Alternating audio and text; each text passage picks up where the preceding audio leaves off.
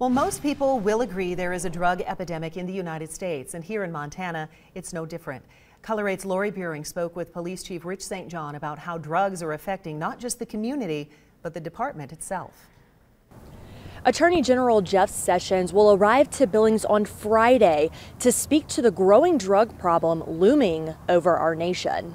It's an issue the Billings Police Department knows well, with Chief Rich St. John saying meth is the biggest issue his officers tackle each day. We find that it is involved in a great majority of our serious crimes. Our officer-involved shootings, almost 100%, have involved methamphetamine. It drives the crimes against people, drives crimes against property. With so many crimes involving drugs, the chief says it's definitely problematic for the department as well as others in the city. We spend an awful lot of resources investigating those crimes, arresting people. It affects the entire justice system when you get them in jail.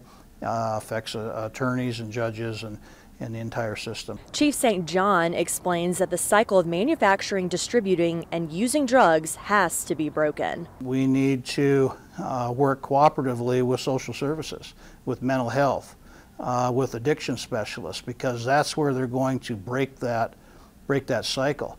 I tell people all the time that we are law enforcement officers. We enforce the law. I'm not a social worker. I'm not an addiction specialist. According to the chief, his department has worked very hard to build partnerships with those who can break the cycle.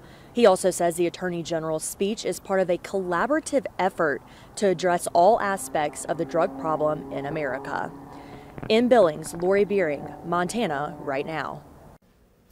And Chief St. John went on to say the drugs are still here and still prevalent, but the department continues working very hard to end the ongoing drug problem.